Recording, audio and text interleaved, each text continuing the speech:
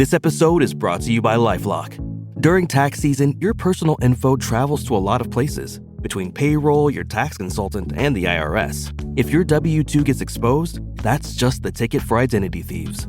That's why LifeLock monitors millions of data points every second. If your identity is stolen, they'll fix it guaranteed or your money back.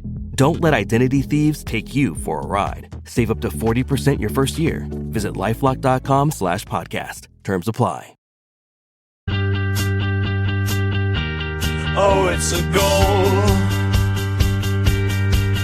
Who got the assist? Who got the assist?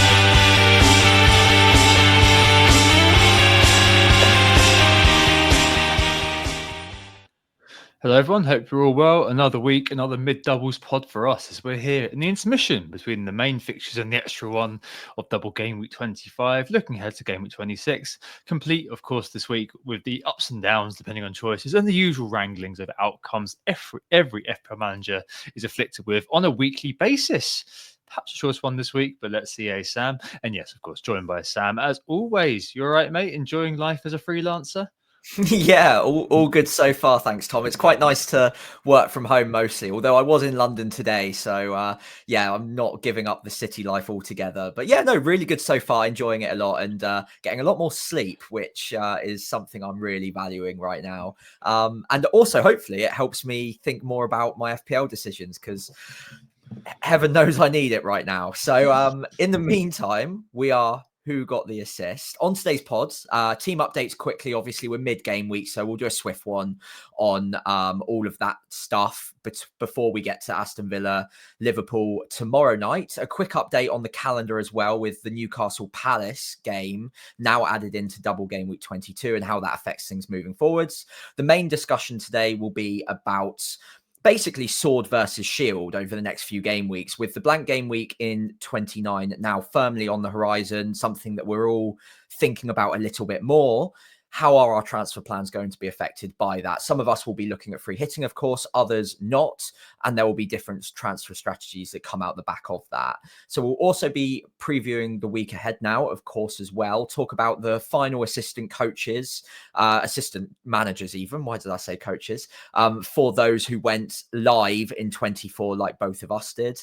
And then, of course, any that went live in 25 will also want to hear that for this week.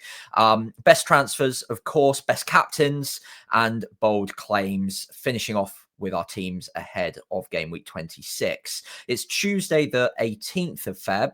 Liverpool Villa is tomorrow night, so we don't have the final game week scores, but we can have a look at how they're going so far, can't we, Tom?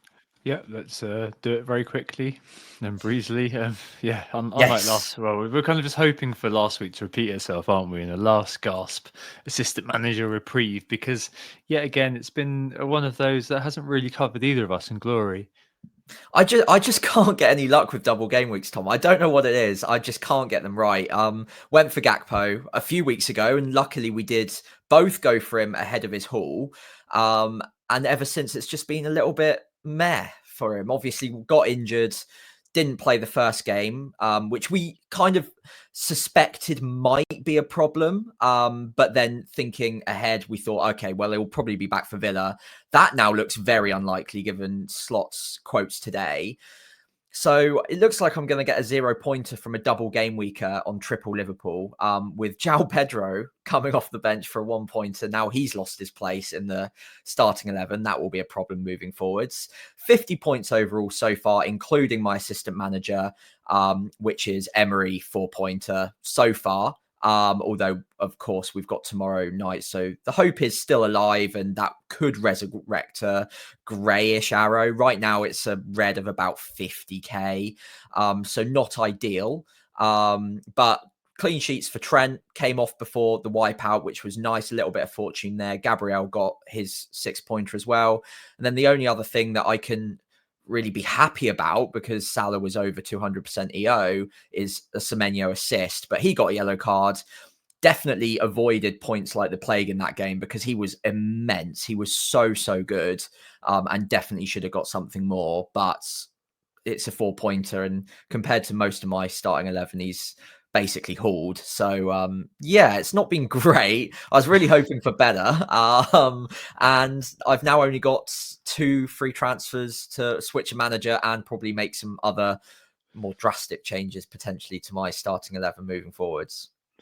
Fair play. I've only got 1 free transfer to play with, so yet another hit is on the horizon. This week I did end up taking a -8. As advertised, I did Van Hecker out for Kerkez, and obviously Van Hecker then proceeded to get a clean sheet against Chelsea. I was never going to play him. He would have been stuck at kind of second bench for me anyway. So Kerkez, I think Southampton, that was their one chance, wasn't it? So Kamaldeen Sumana had and scored it. Yeah, I mean, what can you say, really? Those sorts of things do happen.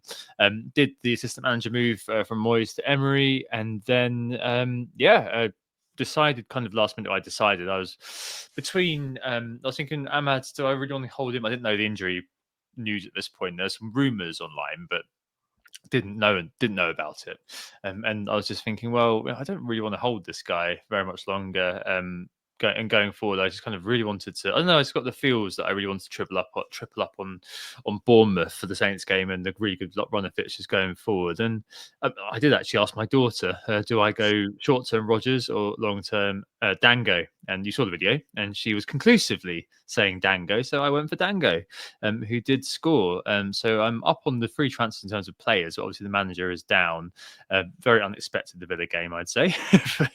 What can you do? Double clean sheet for Arsenal, still chugging along. David Raya out of nowhere. Dango and Clive both returning in midfield. Salah with the captaincy, that's negative captain. And yeah, similar to you, I've got Mikalenko coming off the bench for 2 points for Gakpo.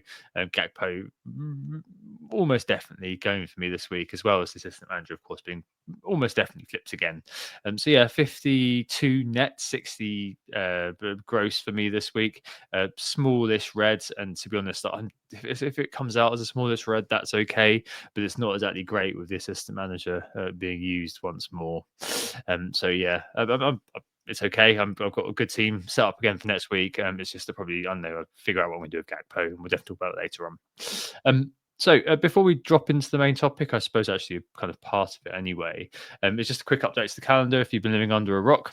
So the Newcastle Palace games unexpectedly dropped into 32 to make it into double game week, which means that Newcastle potentially, we're not sure yet, have back-to-back doubles in 32 and 33.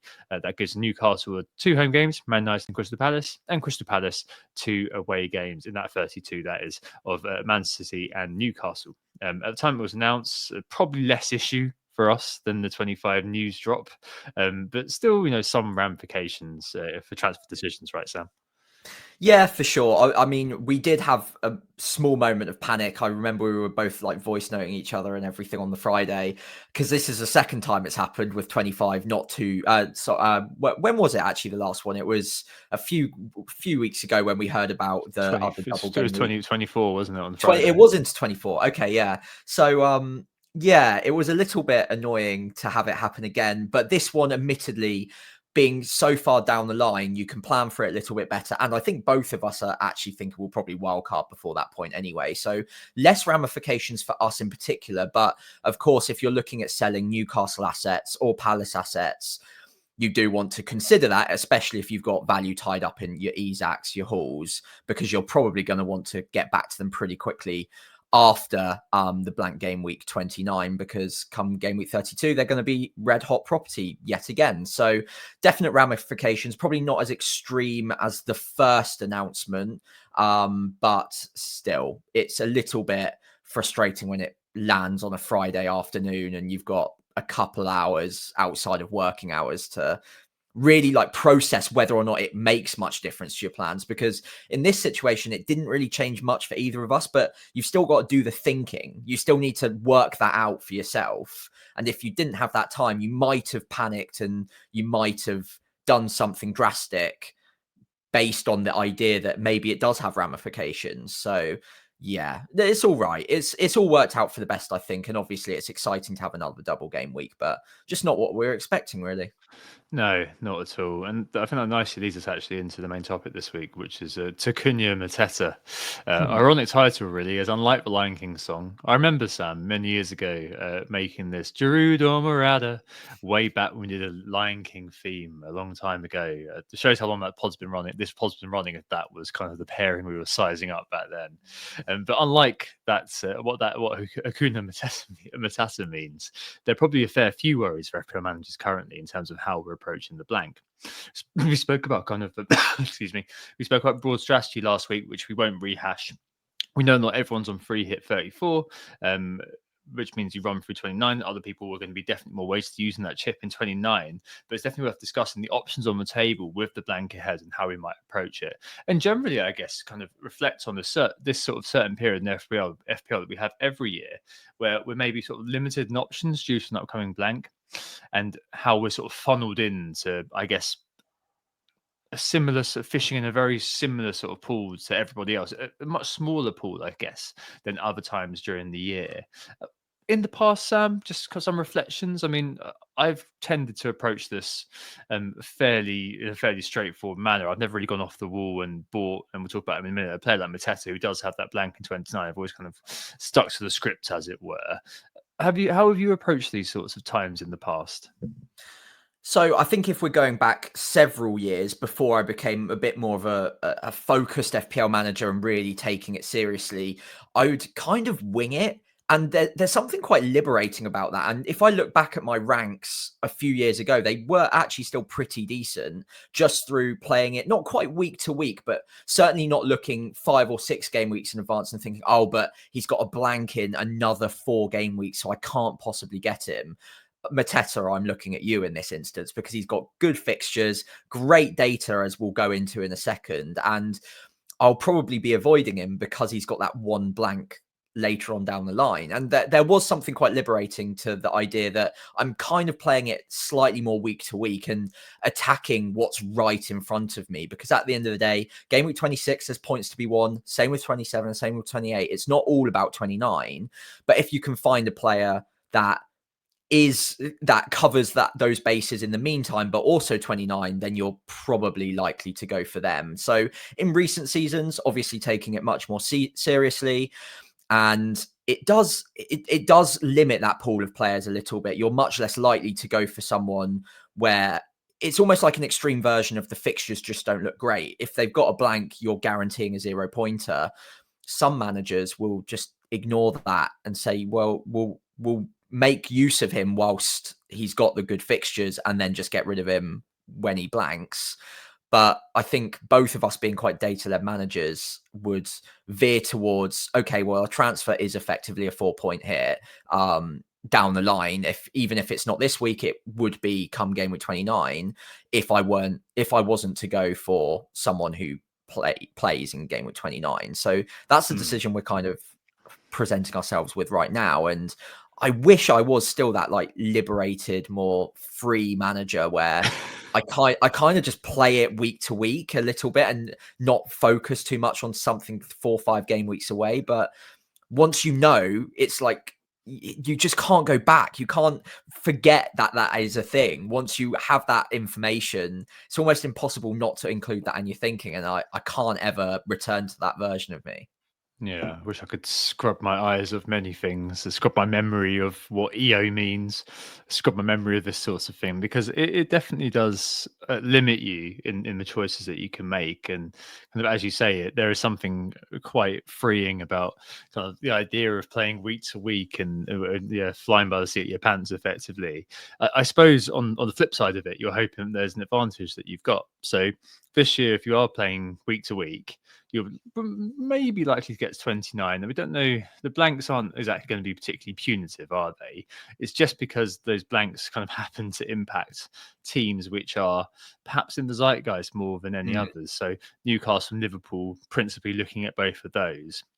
As well as, of course, you mentioned Mateta, who's probably going to be catching a lot of maybe less engaged players' eyes too, engaged players too. But I'm just saying that he might be a player that people would be kind of homing in on, and that might mean that if people are like playing like that, you'll get to 29, you see you've got a few blanks, and think, you know what, this is what 3 hits for, not knowing that in 34 there's another one which is potentially a bit worse, and so planning ahead for that kind of week obviously can provide you with an advantage in some cases, but who do miss out on those points which are on offer potentially in 26, 27, 28, those interim weeks when we were planning for a blank that's coming up, you were planning to go through without using a chip.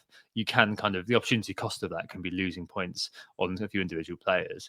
And this year as well, you've got kind of extra layers on top of that. So you've got free transfers, people in different free transfer situations, people who have got 5 free transfers rolling around in their pocket. Suddenly, you're in a great position just to be able to weather this storm. Someone like me with 1 free transfer, well, maybe I've got to be a bit more hit friendly, or maybe I've got to kind of just, I don't know, be more open to the idea of just rolling a week with an imperfect team and letting some of these players go, really. You mentioned teams as well, which are, I guess, blank friendly and also what comes next friendly. And that kind of obviously leads us straight into Bournemouth, a team that should be on the table for all FPL managers, really. I've got 3 of them already. So Kirkes, Dango and Cliver in my side, with that 29 on the table, and in their case, a possible 33. On screen, if you watch on YouTube, some of the key players might be considering over the next stretch. Just shows their price, the next 5 fixtures, their non-pen XG and A, so the non-pen kind of goal involvements, their non-pen SGI, and they're over and under performing just for fun. We're not going to read them all up in total for those listening, but a good aid for us to discuss the situation at hand. So we'll definitely use it here and there. So starting with Bournemouth, Sam, I mean, you've got Semenyo at the moment. How are you planning to approach the upcoming doubles, the upcoming blank with starting with Bournemouth? I mean, surely this is a team that people are going to be following my lead, I guess, following suit, especially with people having Ahmad to deal with.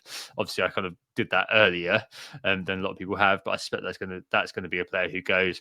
And Morgan Rogers, again, a player who may be kind of on the chopping block of people now the double's out of the way. I mean, it's full steam ahead, isn't it, to get maybe double Bournemouth midfield for a lot of people? Yeah, I should think so. One thing to very quickly note, the Wire talked about it earlier. It was a great point. I think it was Zoff mentioned Christie, who is the heart of their midfield at the moment, is on 9 yellows. So one to watch out for that. They might be a little bit blunted going forwards if he was to get that 2-match suspension, which looks obviously quite likely at this point. I don't think that would let me. It wouldn't put me off, let's say, from going double Bournemouth midfield. I think for me, given I'm already a Semenyo owner, I would ideally prefer to probably have Cliver and Dango as the 2, but Semenyo's definitely in the mix. His shot volume's high. I think on the eye test, he's probably the best of the 3 players. In terms, obviously that's subjective as anything, but in terms of the data, at least, Cliver and Dango probably edge it. Cliver in the sense that he's got penalties as well, so that's always like another element he's got in his favor.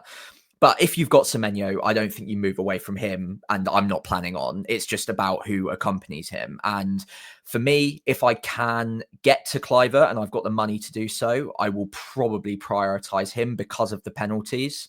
But I'm still very happy to go for Dango if I need to. And really, it's just about which fits into my structure a little bit better. And it largely actually depends on which assistant manager I go for this week, because some are more expensive, the 1.5s who won't get the table bonus. Safe pick, but it also leads me down a path of Dango over Cliver because I won't have that spare money. So, yeah, there's not really much in it for all of them, and I think it's just situational. I think Clivert, for me, marginally edges it, but it's so minor that if I didn't have that extra million or extra 0.9, I would have no problems whatsoever with just going straight to Dango, who I do believe is safe through to game week 29-30. Evan Nilsson will come back eventually, but he's been out for so long. They're playing so well without him anyway. I don't see it being an issue until after the international break, no matter what. And even after that, Dango's been playing very well. So why would you just drop him out of nowhere? It just seems nonsensical to me. So I think any of them are safe. And it's very situational depending on the budget you're working with. Yeah, and Manish in the chat mentioned that as well. I think it's just, yeah, as you said, I don't think he's going to just suddenly be dropped immediately once Evan Nilsson's back. It's not Football Manager / FIFA. And Dango's underlying data is definitely something which has attracted the stat hounds out there. He's 7th overall for non-pen XGI per 90, 0.71, better than the likes of Watkins, Saka, Foden, Maddison, all these sorts of, much heralded players of the past. And he's played over kind of the 1,000-minute mark, which is kind of when you look at a player and think, okay, that's a solid representation. I know that he came off the bench a few times and had a few really good chances and has got a hat trick in there, which does affect kind of how that data looks. But it is very good. And one of those, I think he had loads of shots in the first half against Southampton, didn't do very much in the second half. But still at that price, playing out of position for a Bournemouth team with very, very good fixtures. West Ham, Brighton, Spurs, Brentford, Ipswich. Brentford at home in the blank. None of those fits should worry you from an attacking point of view. And yeah, those 3 players, it is so situational. But I do agree with you that maybe if you're buying in one safe now, you would maybe be looking at Kluivert. I think there's definitely a fair bit of a fair bit of weight given to the penalties, really for him. But to the eye, maybe linked to the baby bounce a little bit. But to the eye, he's just been playing out of his skin recently. And James on Planet highlighted that he's gone from being a 60-minute man, maybe due to the injuries, but also due to how well he's been playing, to maybe an 80-minute man now, which is more than good enough, I suppose. And he's got the effective ownership clout behind him now, Kluivert. But to be fair, any of those 3, I want 2 of them. I've got 2 of them, and I think that given the way Bournemouth are playing, the fact that they could easily score kind of 3 or 4 goals any game, I think at the moment you want a piece of that pie. There's no outright talisman, I would say, but the team that's 3rd for XG overall this season, coming up against some of the more weak defenses, then obviously have just played one of the very weakest ones. That boat is by no means gone. It's certainly a player. They're certainly players you should have very, very high on your radar. I know it's a bit boring. I know you might be kind of casting around looking for other options everywhere else, but I mean, it's one of those things that don't look a gift horse in the mouth. They're 3 very cheap players playing for a team which are very well coached, doing well in the underlying stats, and they as individuals are doing well in the underlying stats, albeit all 3 are kind of underperforming in terms of the non-pen goal involvement versus their underlying data. But I mean, yeah, they're just playing so well right now. Sometimes you've got to ride the wave and not be stubborn about it.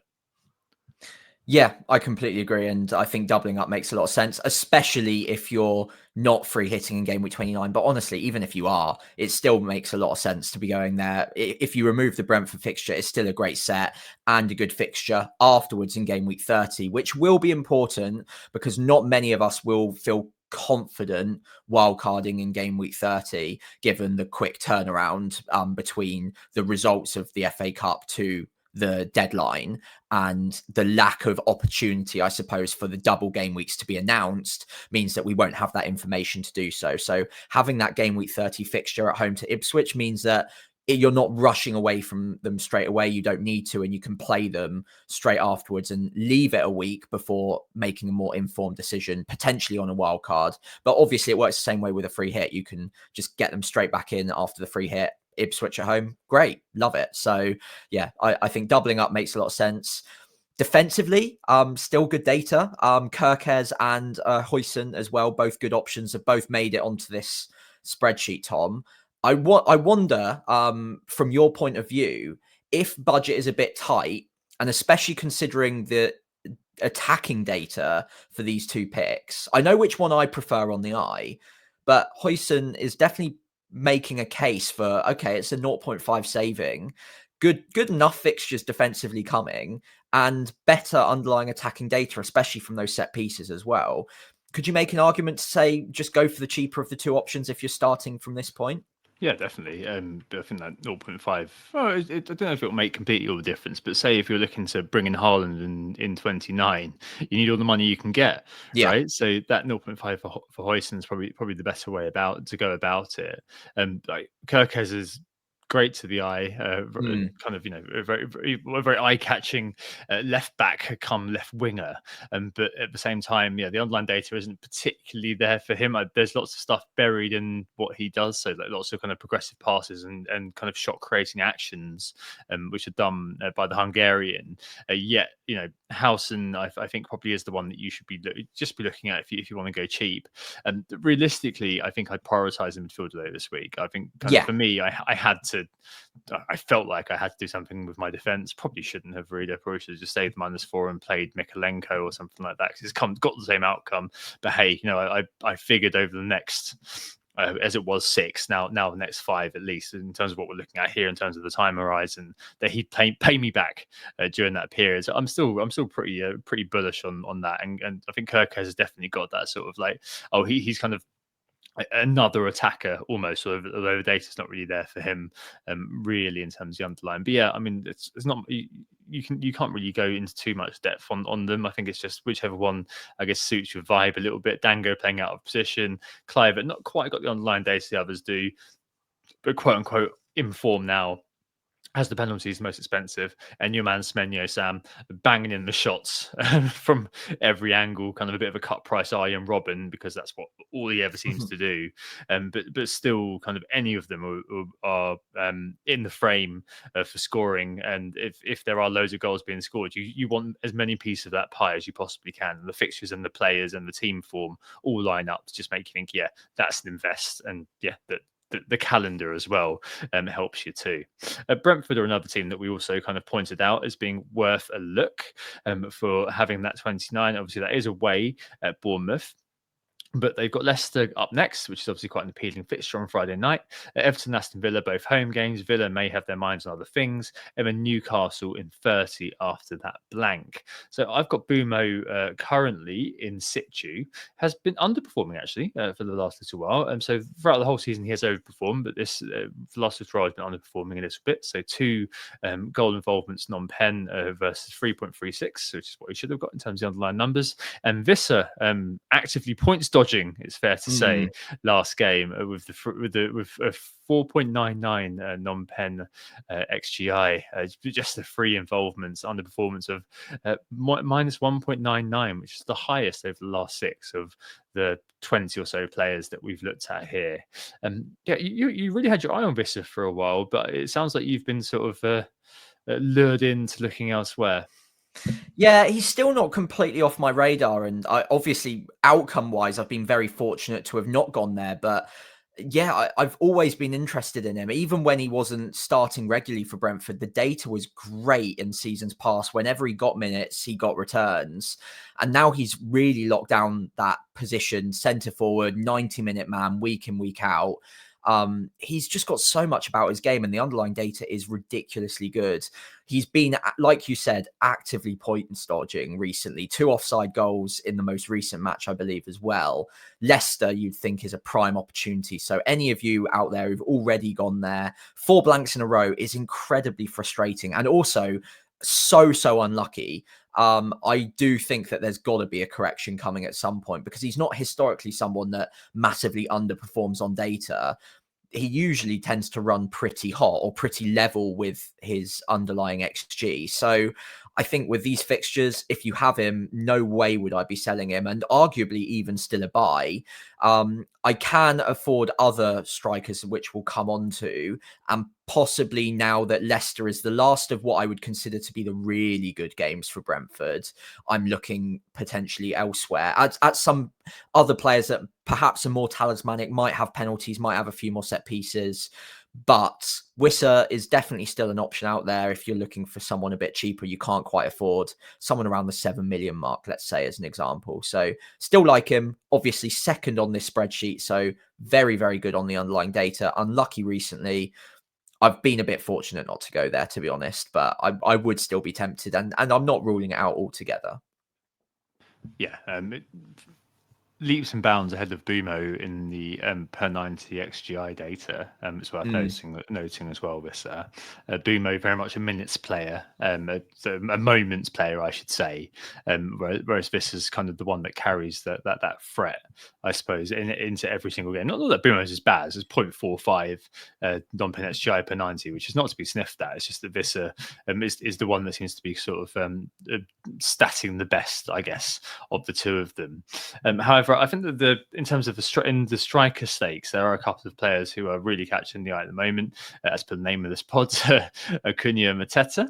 And let's start with Palace and start with Mateta. So a player who this time last year burst onto the scene when Mr. Glasner took over the Eagles, and he's certainly once again showing, I suppose, the kind of form in inverted commas, but and certainly underlying data that certainly is drawing a lot of managers' attention.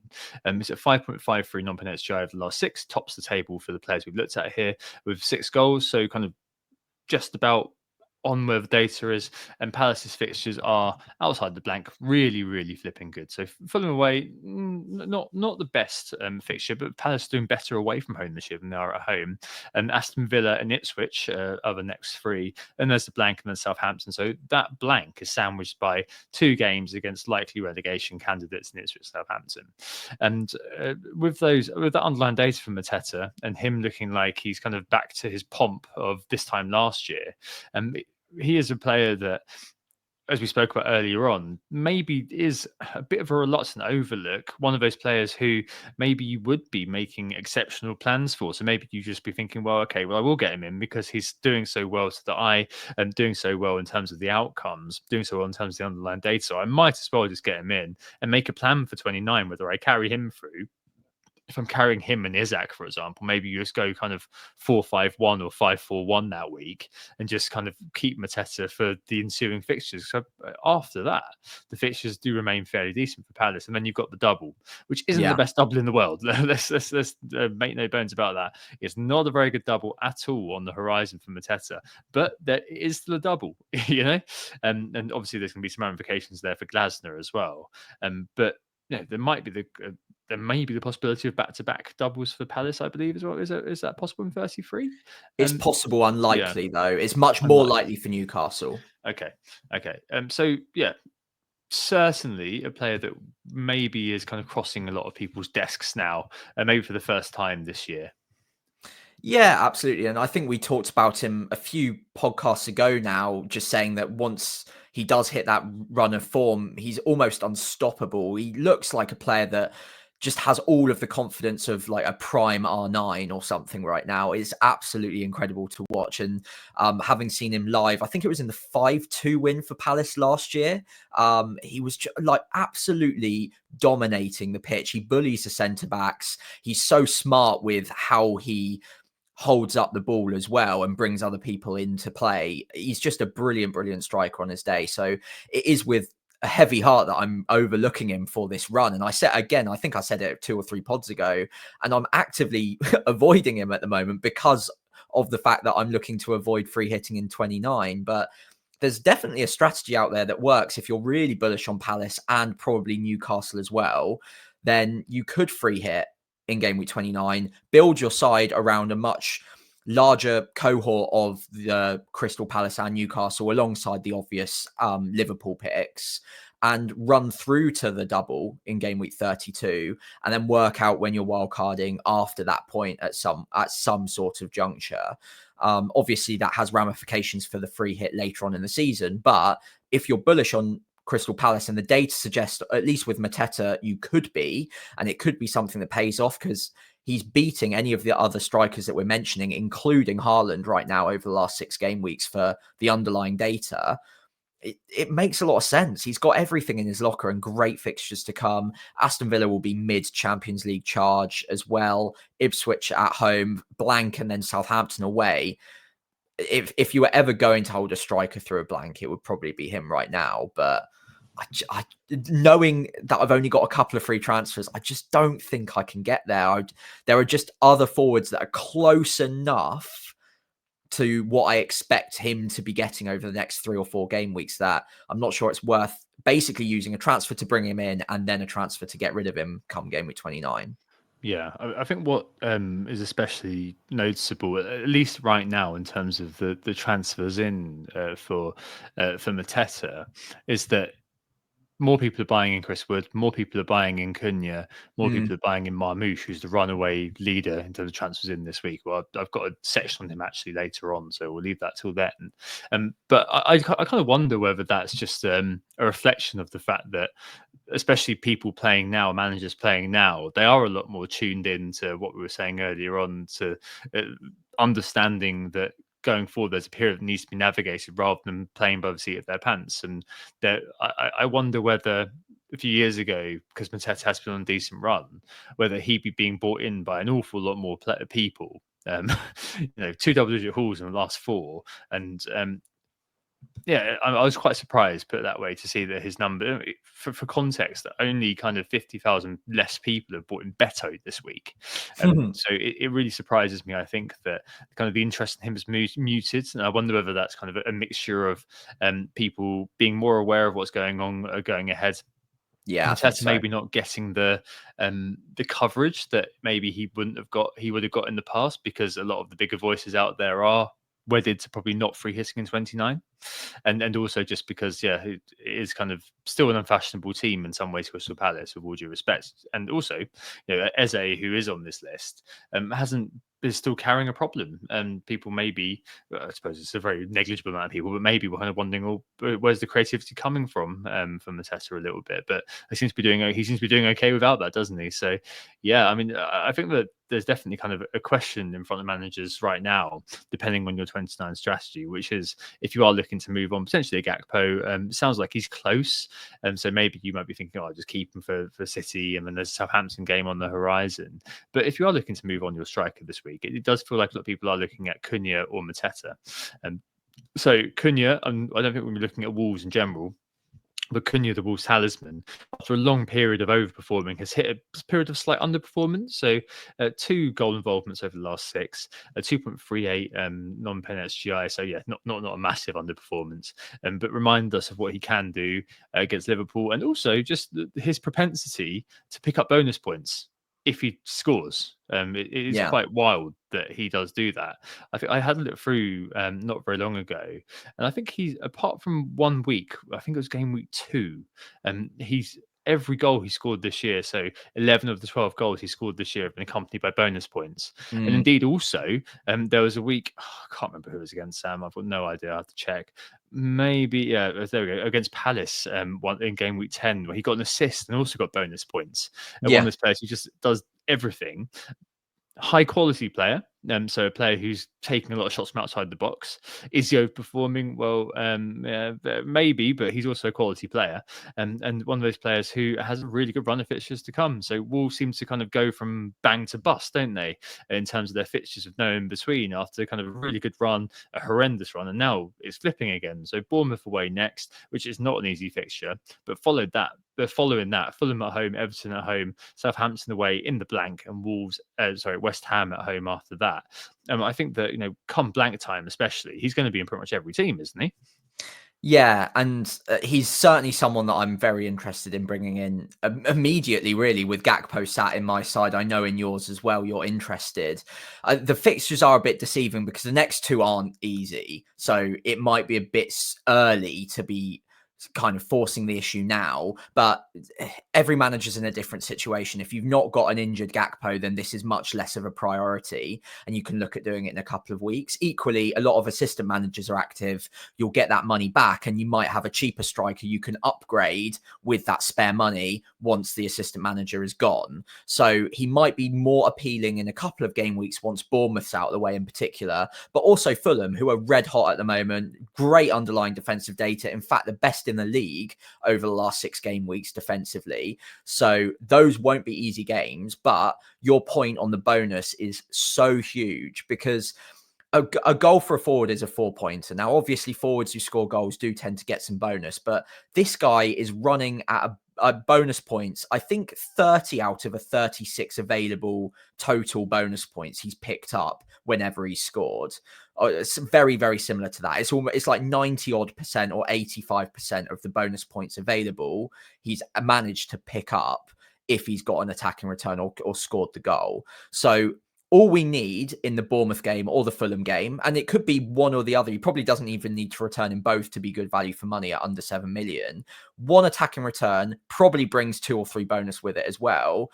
And across those 2 game weeks, even if it's one return, you're probably looking at somewhere between 11 to 13-ish points. That is absolutely fine for 2 game weeks. And then you run into Everton, Southampton, West Ham. So yeah, for me, it might be a bit early. Ideally, I would have wanted to bring him in a couple of game weeks time. But I think if Gakpo really is a big issue going into game week 26, it might be something I'm tempted to do early and just get it done, because he's a player that I almost certainly will want in the game weeks to come. Yeah, and I think that he kind of nicely fits, depending on your 29 situation, both of them as well. No doubles in 33. We don't think for Wolves, are there? Have I just misspoken? I don't think there are projected any. Not projected at the moment. One of those who's just going to be singling through. Does have Leicester in 34, so one that you could feasibly carry.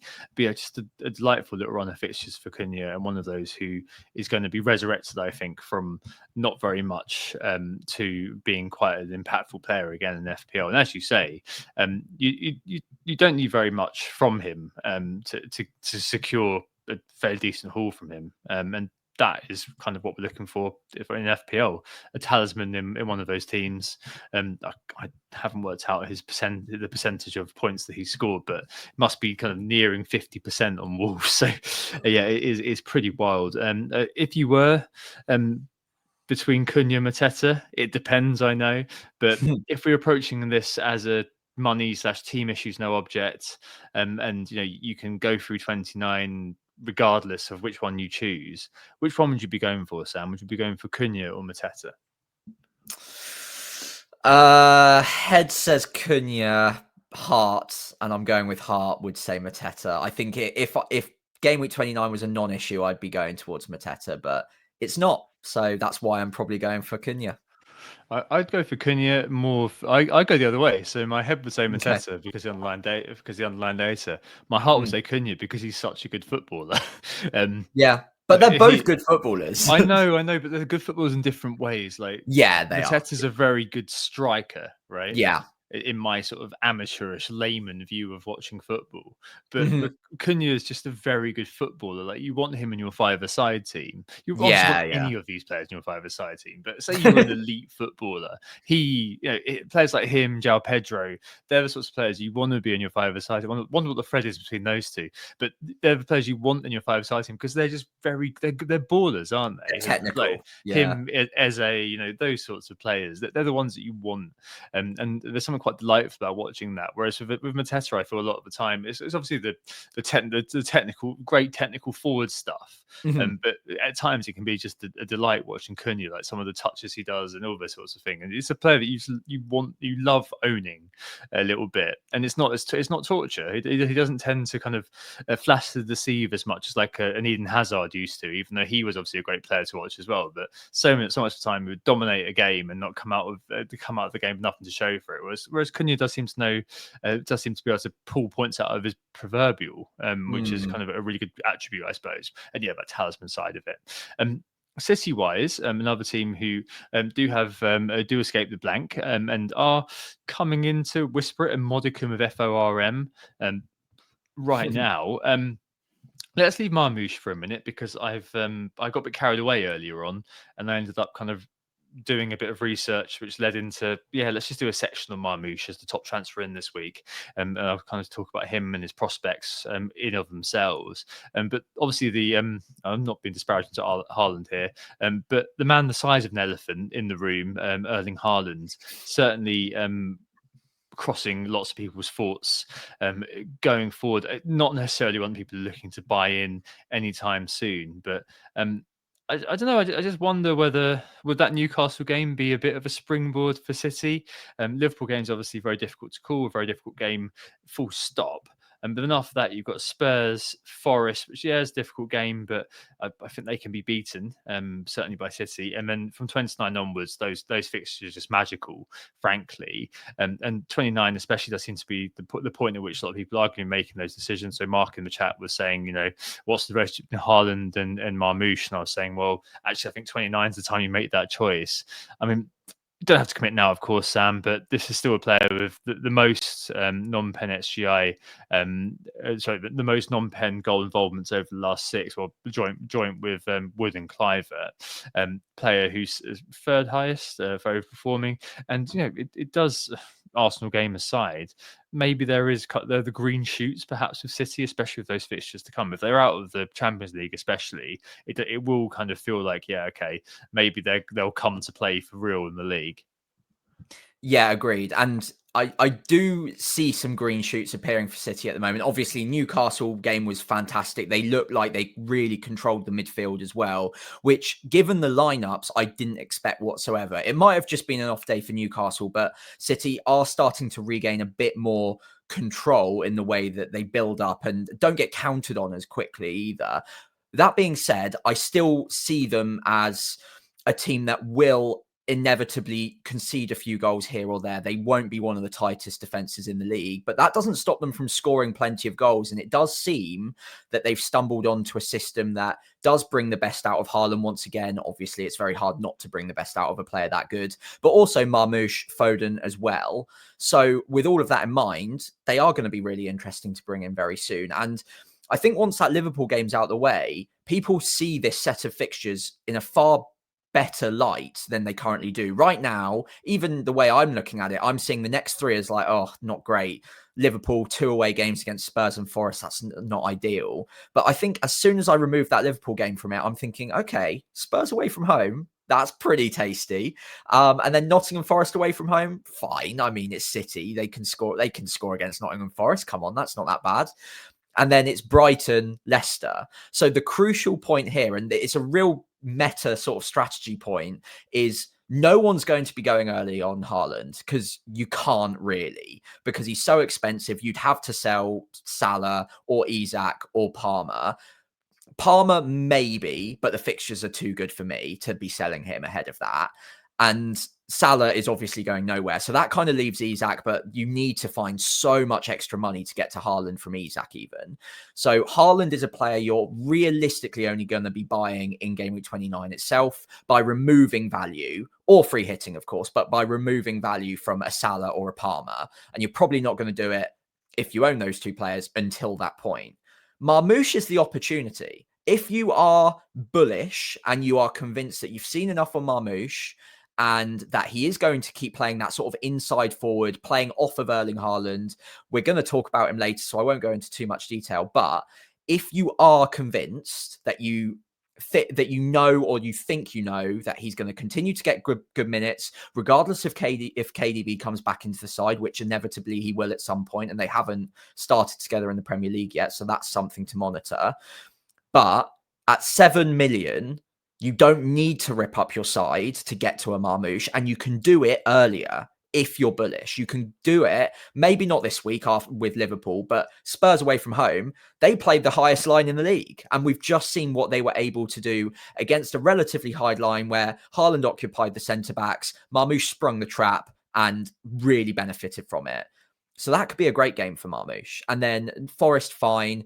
Brighton, Leicester, you've already got him in situ. So I think with Man City assets, and Marmoush in particular, if you're confident and you want to take a bit of an upside punt, then there's no better place to go than one of the top scorers in Europe this season, in one of the best performing teams in Europe, with a good run of fixtures after Liverpool's out of the way, in my opinion. But obviously the risk is there that he's a new player.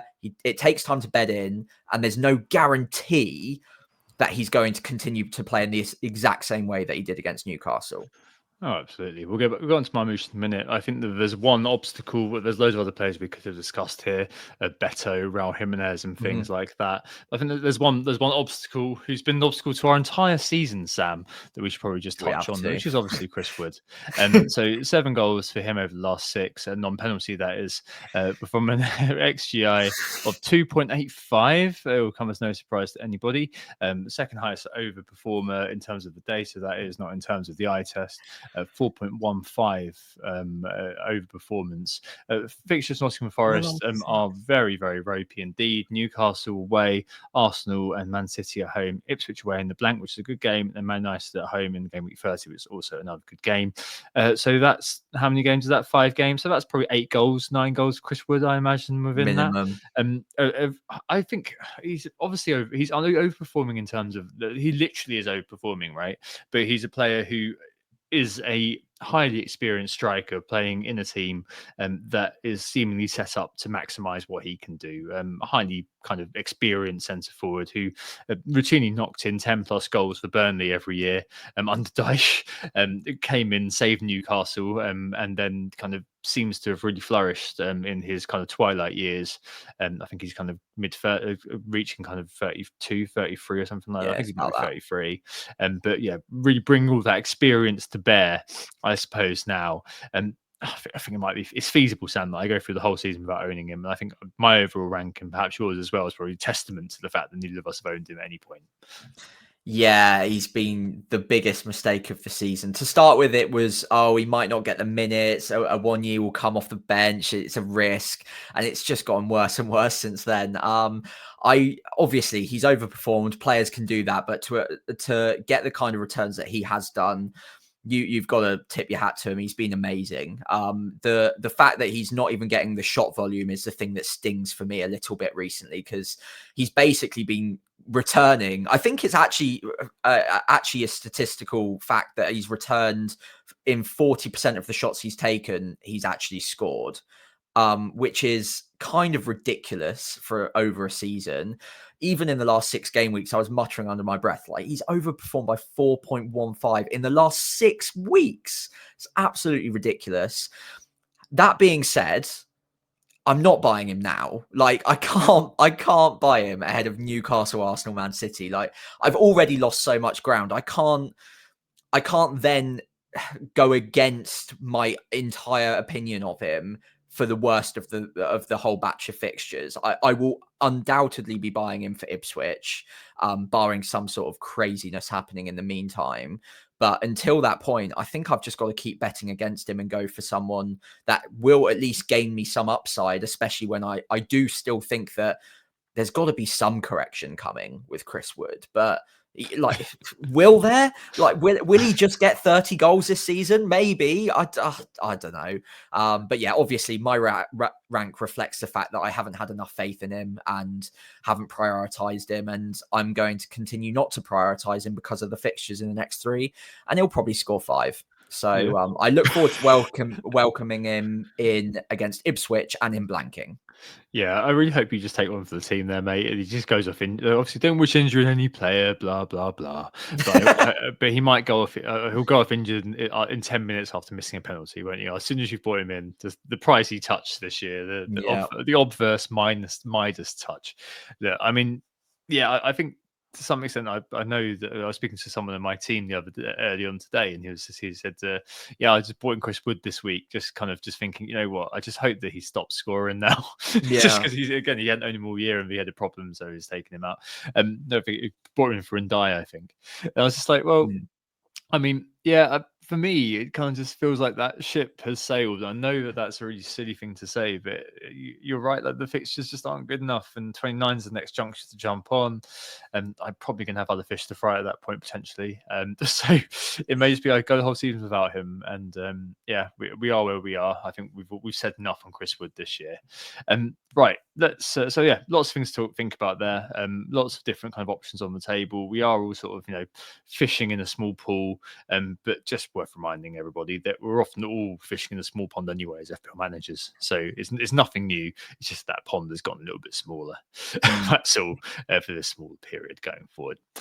Game week preview then, as usual stuff: knee-jerk best transfers, bold claims, and best captains. We're going to just countermand the knee jerk and best transfer this week to talk about a couple of other things.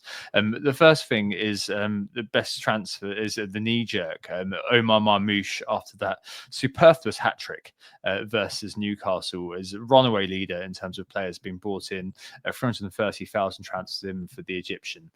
So I thought, I started looking at him. I started writing a little bit about him in terms of taking a few notes, and then it turned into, okay, well, I might as well just do a little potted history of Marmoush, because he was a real monster in fantasy Bundesliga, which I'm cool enough, Sam, to also play in addition to fantasy Premier League.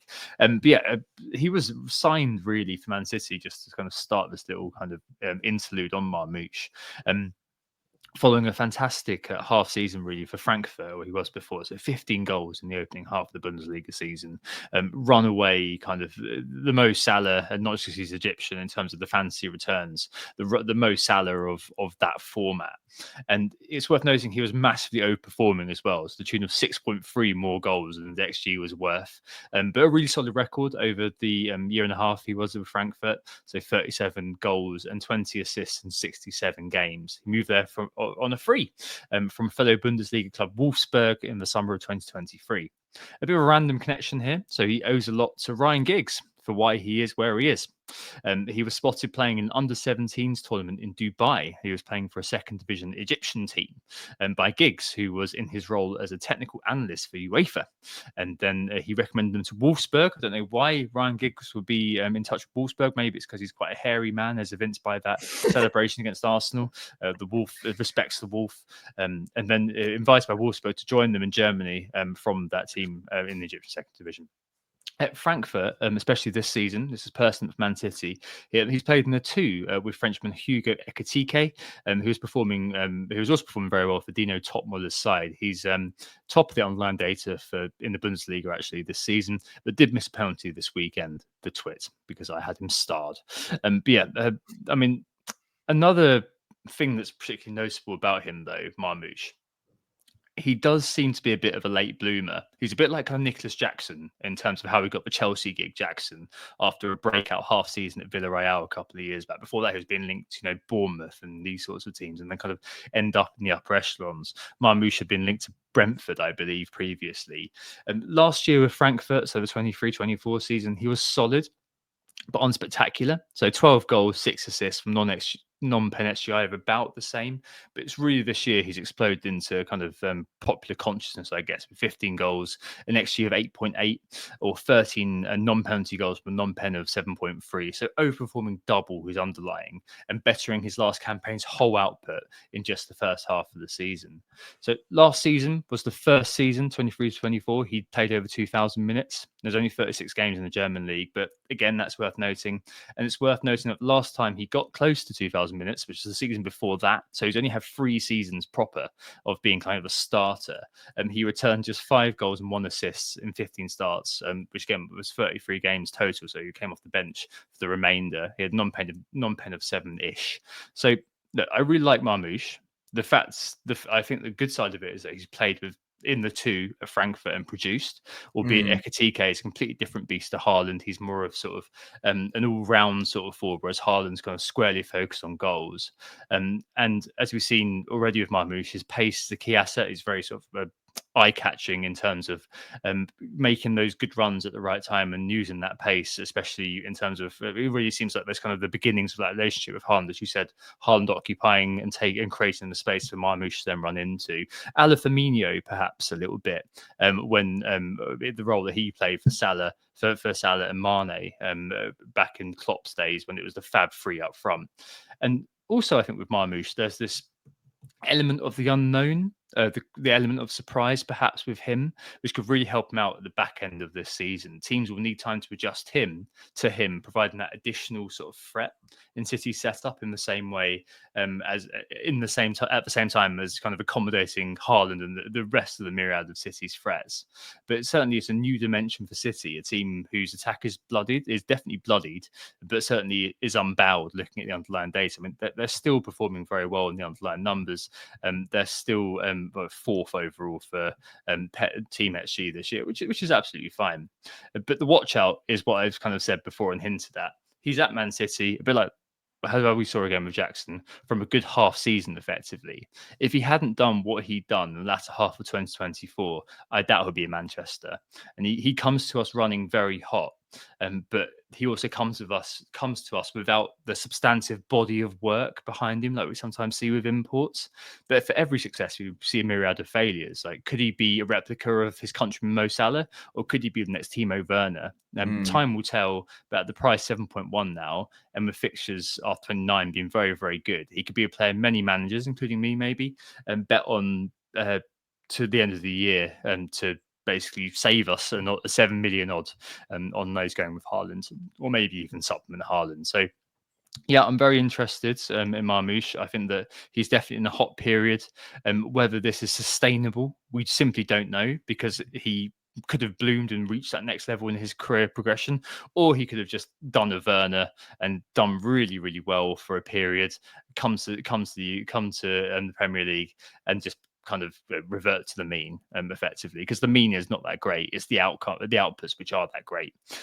But yeah, it certainly seems he's hit the ground running with City. He was very, very good on his debut, like very eye-catching on his debut, and obviously the hat-trick hasn't hurt his prospects at all. Probably a case of watch and wait, but by the time you get to kind of 29-ish, if the vibes are there and if the underlying data is there, then certainly a player that I might be thinking of going with rather than buying Chris Wood. And it may even be because he's 29 friendly that next week I've got an Ndai to get rid of, as well as a Gakpo to get rid of. So maybe I'll just get him in next week for Spurs if he performs well against Liverpool. So definitely scouting mission this week, but a player that I think does have the potential to do well. It's just that there's not that body of evidence to point to other than a really good half season to say, yeah, this guy's got pedigree. That's it effectively on Marmoush. But yeah, a really, really interesting player to have joined the zeitgeist this year.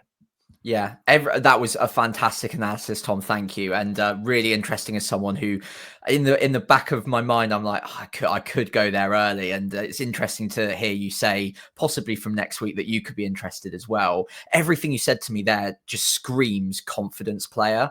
And what could make you more confident than half a good season in the Bundesliga, followed by a signing for Man City to resurrect their season, followed by some pretty rave reviews on the first few games, and then a hat-trick against a team like Newcastle that are doing really well.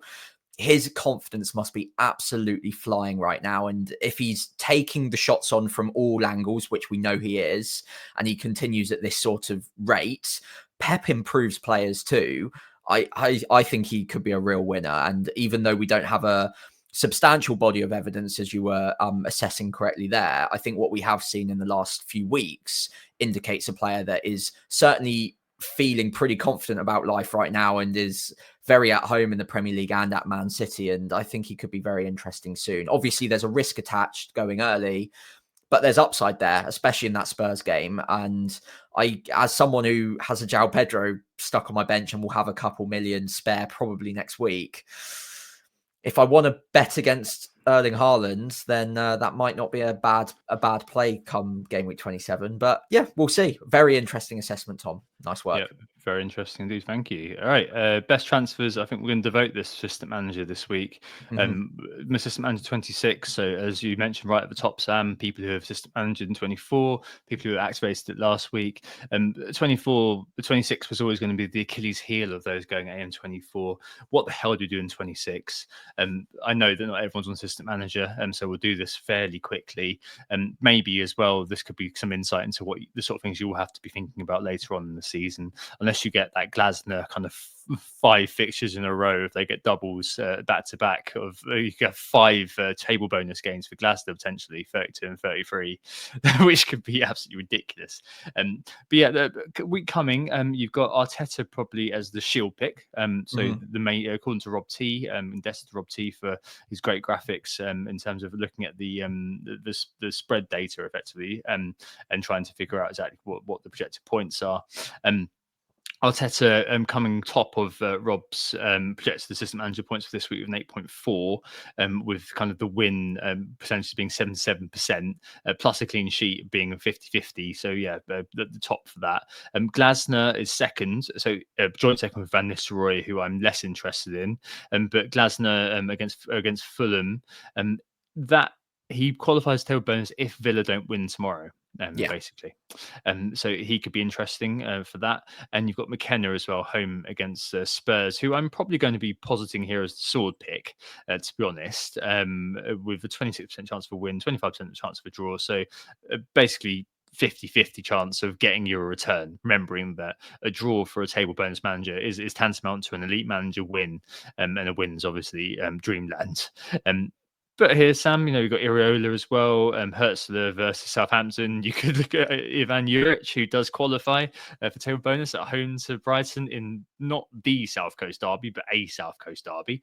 There's a few options on the table, but it's not the best week I've ever seen. And there's definitely some chat out there of just sticking with Emery, basically. But friend of the pod, James FPL, pointed out that Villa's defence is an absolute car crash with like Dizazi ineligible, Kamara, who's the defensive mid who was playing in centre back, also out. Mings being pressed into action, could be Mings who is coming back from injury, and Bogard, who are the 2 centre backs against Chelsea. So I mean, I don't know. I'm definitely not sticking personally, and I'm really kind of between a sword and shield pick here this week, just because I don't know if.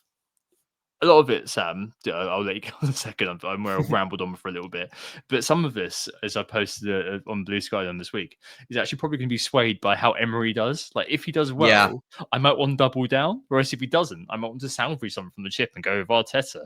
I don't know yet. I mean, if the deadline was literally in 5 minutes, I'd go with McKenna, just because I always tend to go for the sword pick. I mean, what are you thinking about this?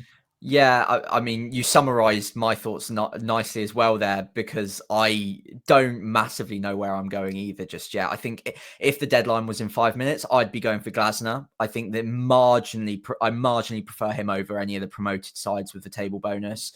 I will concede that Ipswich at home is quite nice, especially against Spurs, who have been hot and cold all season. But I know everyone keeps putting down Palace's chances against Fulham, and I get it. Fulham are in great form, but form is very subjective and it can come and go very quickly as well. And I never look at Fulham as a side where I'm like, okay, they're just going to continue being this great forever. And it only takes one off game week, and Palace again have looked better recently. Mateta's in great form. We've talked about him. The system's working pretty well. Yes, they've got injury issues with Eze and Wharton as well, not back at full fitness, but they could play in this game and they could be fine for some minutes. And if you even look data-wise here, there's over a 50% chance of them getting some sort of result and therefore some sort of table bonus. So with the draw as the insurance policy that kind of balances you out against an Arteta's upside, I think I'd be tempted to go for Glasner as it stands, especially because I don't need to find any extra funds to get there. There's a decent-ish chance of a clean sheet, 20% odd. Obviously, it's nowhere near the likes of an Arteta or some of the other managers, but I do prefer Glasner, I think, over the likes of Van Nistelrooy for sure. I just don't have a good feeling on him whatsoever. Leicester just don't look capable. I don't think of scoring that many goals and beating Brentford. Obviously, I will say this now and I'll look like an idiot come Sunday when they definitely do it, but I've got to go off of instinct here. I just don't back that. McKenna, maybe, but I think Spurs with that week off, they're getting players back. I think they've got enough in them to beat them. I'm just not feeling that one. Pereira, I don't mind. Okay. Pereira's an interesting one. I think the data here suggests that he's much less likely to get something than the other 3 table bonus, but I quite like Pereira away at Bournemouth. Obviously, Bournemouth have been great, But Wolves haven't looked too bad themselves. They've got Cunha as well, which is obviously a world-class player in there. And recently, at least, I think they're the first team all season to stop Liverpool from having a shot in a half. So they've I'm pretty sure it was the first time in the Premier League era or something ridiculous. really, wow, They didn't have a okay. shot at all, did they? I'm pretty sure Yeah, it in the was second like some half. ridiculous stat at home at Anfield that never happened before. Yeah, which is crazy to think about. It might be just because Liverpool were trying to control the game and settle it down, but Wolves have something about them and they've got talent in there. So I don't hate the Pereira shout. Right now, I'd probably be going for Glasner. And then, yeah, if I could find the money and I wasn't feeling it, basically, if I get all the points from Emery this week, I will probably play it a bit more safe next week, which doesn't make any sense. But if I get nothing out of Emery, I'll probably try and maximize the upside with Glasner, I think. Yeah, I mean, if Glasner's off the table though, so we do get the dreamland scenario tomorrow, then it becomes a lot more tricky, doesn't it? I mean, would you just default to Arteta then? It sounds like you're just not convinced by any others. Yeah, I quite like Hertzler, to be fair. 1.1. I think right now he would be my second favourite behind Glasner. I do back them to score a fair few goals against us. Our home data is absolutely awful defensively. It's 1 XG per 90 worse than the next worst team in the league at home. So I think Brighton will score a fair few. So I'd be chasing upside there against my own club, which is horrible. But yeah, I could. It's probably one of three right now, unless I see something else in the meantime. But between Glasner, probably first. Second is probably a dead heat between Arteta and Hertzler. I mean, put it this way. So if we accept that on any given single game week, things could go wild, right? Any result is potentially possible.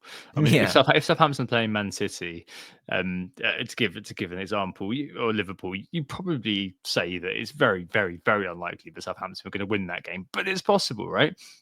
So in that scenario where you think that anything is possible in 1 week, then you've got 3 possible outcomes of a game: a win, a loss, and a draw. So 2 out of 3 of them favour you if you're going for a manager, if you're going for a table bonus manager.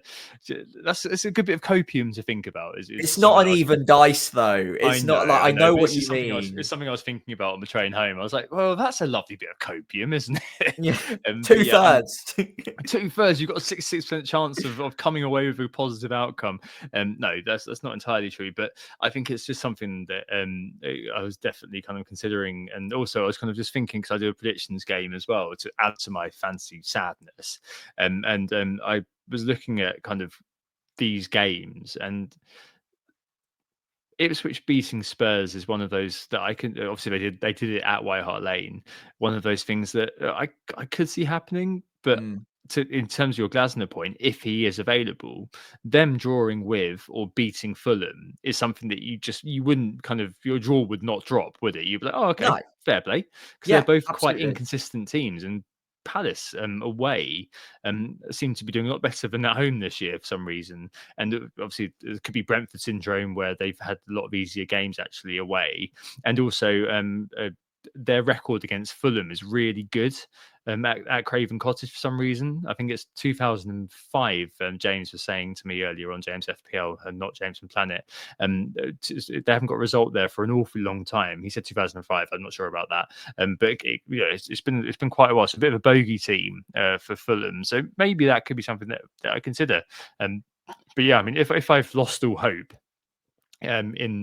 opposite to you actually, if I've kind of just if Emery kind of comes away with a 4-pointer, I might just think, you know what, I just want to make sure that I get some points from this bloody assistant managership. So maybe I just go to Arteta, to be honest. I've got the money to do it, because I went Dango rather than Semenyo.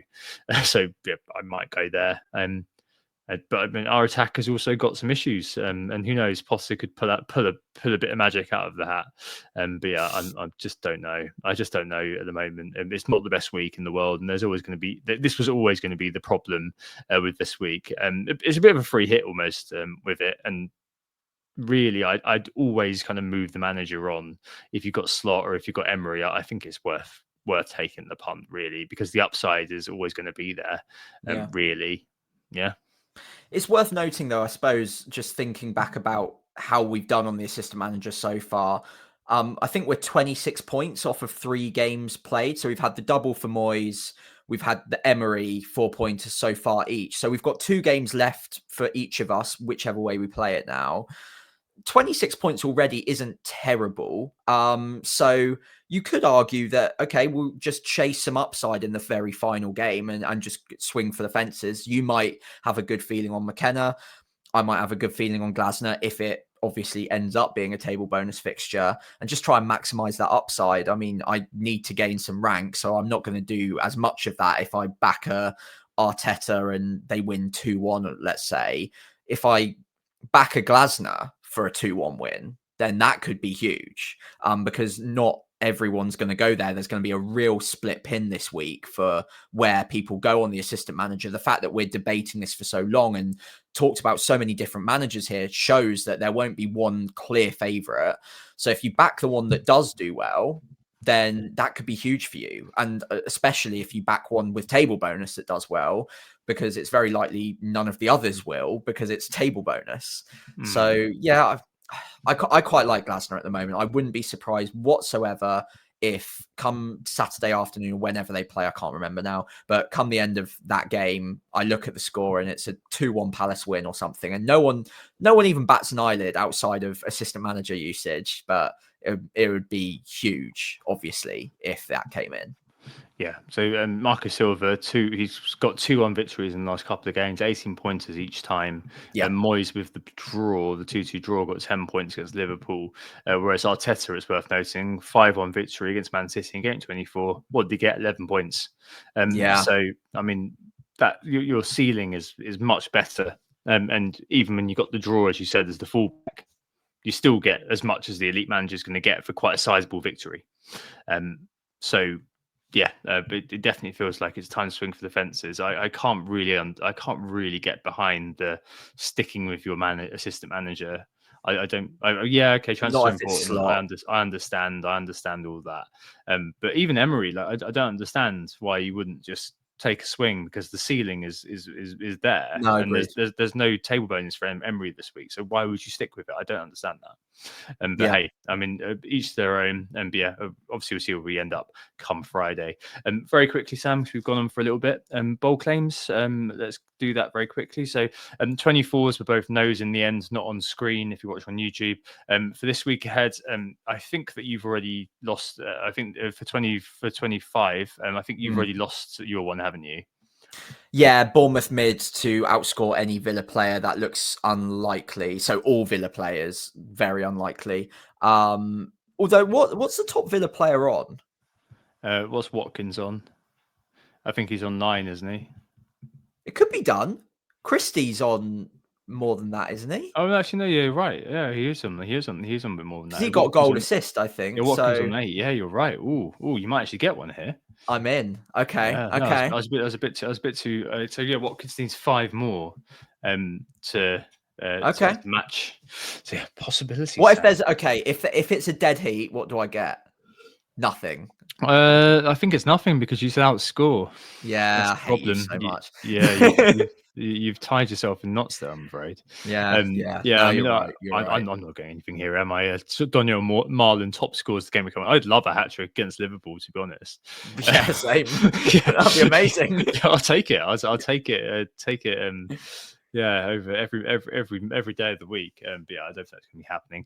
And for the week ahead. Yeah, for the week ahead, I've gone for one of our WGTA famous hauls. I'm going for a 5-goal thriller plus goal thriller in Man City Liverpool.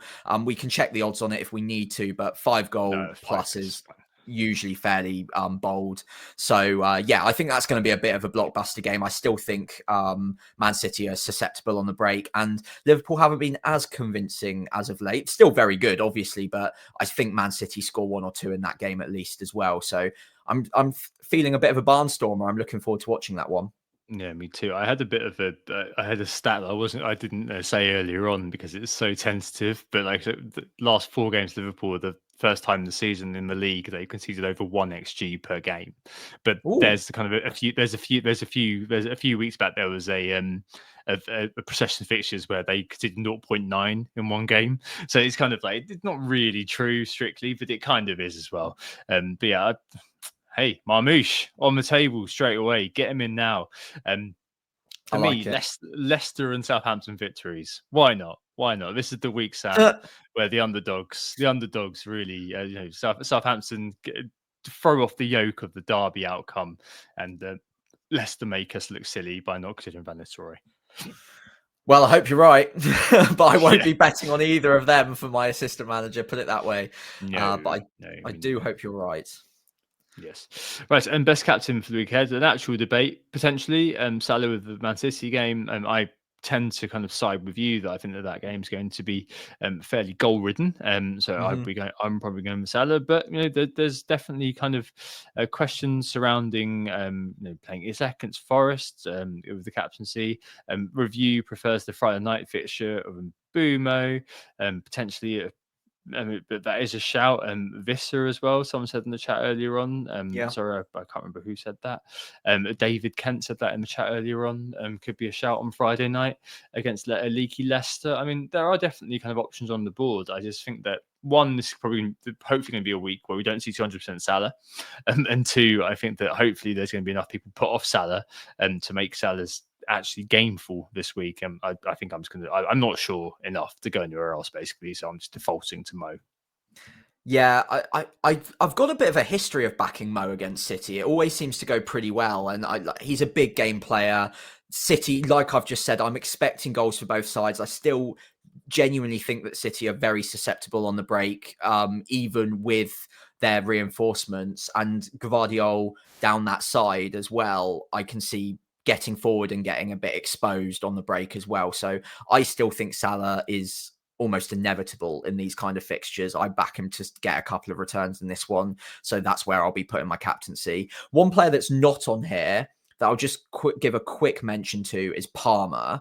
The reason I mention him is obviously he's been very disappointing as of late. They don't look the same side without Jackson. That's all true. But Villa are playing midweek and they do have plenty of injuries and will be playing a pretty ropey back four come game week 26, you'd think. If Chelsea have the nous to get around that, then that could be an interesting one for Palmer. And I think that just because of recent performances, people are kind of just throwing it to one side. But don't be too surprised if you see a couple of returns for Palmer in this one. I've not got strong enough conviction to bet against Salah or some of the others on this graphic, but I think he's still in the equation. I wouldn't be surprised whatsoever if he bagged a couple of returns against Villa, who will be a bit leggy, I would think, come this one. Yeah, he's still being sold as well. Third highest sales. I think last 3 or 4 weeks, and I think he's been sold by getting on for almost 1 million managers now. I agree with you. Good shout. All right, okay. Teams and plans for the week ahead. Oh man, I could do a whole hour on this right now, but I won't. I promise. Isn't there a video on the FPL Prices channel that might discuss this?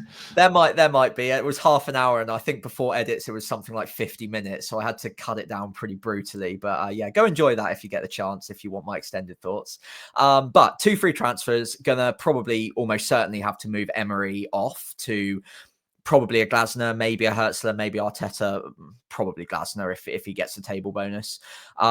In goal, Pickford, Man United at home. I'm backing that for a clean sheet. I think Pickford could get a bit of a haul in that one. Could be wrong, but I like it. Robinson and Gabriel both at home to Crystal Palace and West Ham respectively. Trent away at Man City is currently in my starting lineup, but I am very happy to switch that to Hall at home to Nottingham Forest. Although the pain I would experience if Chris Wood broke the clean sheet having Hall starting would just be so monumental. I'm not sure I could do it to myself. So one option is to sell Trent and bring in Kirkez. But I agree with your point earlier that I think it's more optimal to be focusing on the Bournemouth attack this week rather than the defence necessarily, because I do back Wolves to score in that one.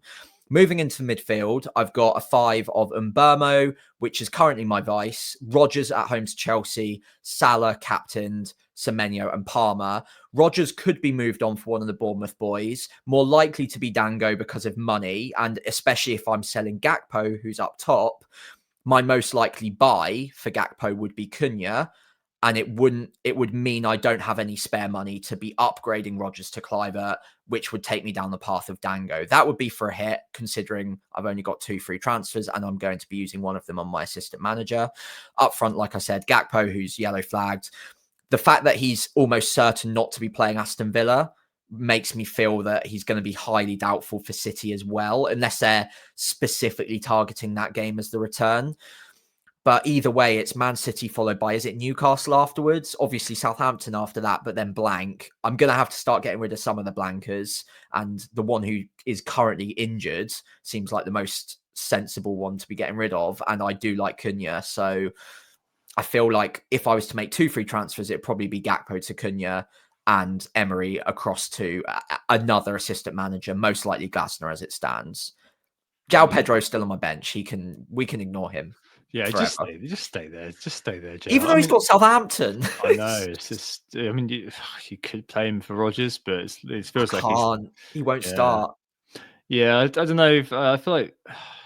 Yeah, I feel like you miss it. That's the thing, isn't it? Because you've got your 2 frees, you might as well just kind of avoid the hit. But not getting in a Dango for the Wolves entry point does feel like a bit, or a Clivert does feel a bit sort of not negligent as such, but it feels like a bit of a missed opportunity potentially. Especially if you're getting him, because I do think that it's a BTTS, that one, both teams to score. So yeah, if you're getting Cunha and getting Dango or Clivert and just expect kind of like a 3-2 or something like that, and you've got your double Bournemouth midfield in place there, right? As much as Rodgers could well return versus Chelsea. I mean, he was very, very unlucky. You were so unlucky, weren't you? Really, you didn't talk about that too much earlier. But you were so unlucky versus Ipswich, like over 1 XG for Rodgers. I do feel like taking the hit there probably is going to be okay, but I'm fairly hit friendly. I'm fairly hit friendly at the moment, so yeah. I need to be more aggressive at some point. Like I obviously won't go into it today too much, but I've been very patient as of late, and it's reflected in like your FPL optimized data and stuff. I'm playing above the prime, and I'm all very proud of that. But my rank is still pretty average, if not terrible. And I do need to start making some gains. And I feel like if I'm not attacking the Bournemouth fixtures or attacking some of the upside picks soon, I could get left behind. And Rodgers is very quickly not going to be part of the FPL zeitgeist, and his ownership will begin to drop, and so will the value pretty soon. Yeah, Chelsea might not be the worst game ever, but over the next stretch of 5 or 6 fixtures, the Bournemouth mids almost certainly are going to outscore him. Pay back that 4 easy. So I could wait a week and do it next week, but and I'll obviously avoid the 4-point hit in doing so. But there'll probably be another issue that arises. Yeah, you might want to do João Pedro to Marmoush by that point. Exactly. So you've got that's assistant manager piggy banks in the coming for you, isn't it? Yeah, exactly. So I'm pretty tempted to just right a few wrongs and make a couple of moves here. One last question just for you before we wrap up and move on to yours. Trent or Hall to start? Where would you go? I'm playing Trent purely because I don't want to be hoping for a team to stop Chris Wood from scoring, and for that to be everything that happens for my week. Or I know exactly what's going to happen. Chris Wood's going to score at some point. And if I play Hall over Trent, it's going to be he's going to score him a 92nd minute, and Trent will then go on to get an assist, get subbed off in the 62nd minute, and then walk away with a 12-pointer because Liverpool then concede. That's just how sounds about right. Which is absolute nonsense, but that's the way I look at it.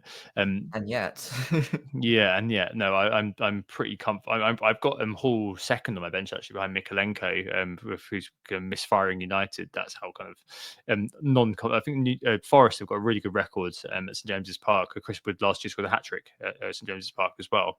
Old club syndrome and all that sort of thing. So I've just got no interest in playing Hall this week. I mean, Hall can be very happily nestled on my bench, ready to go again in game week 28 potentially, or definitely kind of game week 31-ish, ready for those doubles. But yeah, I've got no interest in playing him this week. For me, I've still got the Arsenal double up, Raya and Gabriel, so hopefully another one coming, another double kinship coming in. Those Raya points are very helpful. Playing Kirkes over Mikalenko, but I do expect both teams to score. Trent's on the pitch. Dango, Cliver in midfield at home against Wolves. Yeah, expecting hopefully returns both of them again. Boomer against Leicester on Friday night, which should be good. He's the review chip captain last time I saw, at least. I'm probably not going to captain him. I'm going to captain Salah. I've got Palmer as well. And up front, you've got Isaac and Gakpo. Gakpo very likely to go for Cunha. There are some vibes bubbling up inside me, Sam, that just say, buy Marmoush, buy Marmoush, buy Marmoush. But I know the feeling. Probably am going to just stick with going to Cunha. But to be honest, if I could get Marmoush this week, but I'm going to have to wait till tomorrow, aren't I, for the Champions League? If they're out of Champions League, I think that I'm definitely going to be really a lot more interested in just getting Marmoush and just being like, screw it. Because I think I'm going to end up basically over the next couple of weeks buying Cunha and Marmoush. Whether I buy Marmoush, if I don't buy Marmoush this week, if I buy next week for Newcastle, for Spurs, I think that leaves me with a benching headache. But the week after, I think it becomes a lot easier. I'm not entirely sure yet, because the five across midfield, Dango, Kluivert, Bumo, Palmer, Salah, it means that I've got a benching headache every week. I don't like buying those. So it may just be like I leave that to 29 or until it becomes unignorable, basically. Or if not, I just get Cunha in 29. So depends which one I back over the short term, effectively between those two. So I've got a little bit of thinking to do. But yeah, one of those will happen. And then the assistant manager's moved on. But yeah. -4 again. Hopefully this is the last hit I need to take for a little while. Haven't got one planned in for quite a while, so hopefully I can just roll it into 29. If I'm buying 29 friendly players, then I don't mind making that transfer early if I think there's some value in it. But I hopefully won't need to fix any fires. Q, of course, absolute mayhem in the weeks going forward. But hey, there we go. Come Tuesday, and we'll see where we land on Friday for the Friday deadline this week. Yeah, absolutely. And I think that probably wraps us up for the week, doesn't it, Tom? So thank you all so much for listening. As always, we have been Who Got the Assist. You can find us on Blue Sky at WGTA or myself at FPL Pricey. You can also find us on at Twitter or X, no matter what you want to call it, on WGTA_FPL, or again, FPL Pricey on there for me. Instagram threads, WGTA.FPL. FPL Pricey on there for me as well. If you did enjoy the pod, if you could follow us on those socials, that'd be great. But if you could also leave a 5-star review wherever you're listening in, or if you're watching along on YouTube, leave a like, hit subscribe. You won't miss out on any future content, and it's obviously very helpful for us as well. In the meantime, fingers crossed for both of us on Emery tomorrow night, right, Tom? But yes. We'll see you next week. Yeah, thanks for listening. I hope it's just you think about the upcoming period, Marmoush, and your assistant manager decision making. We'll see you next Tuesday. Oh, it's a goal. Who got the assist? Who got the assist?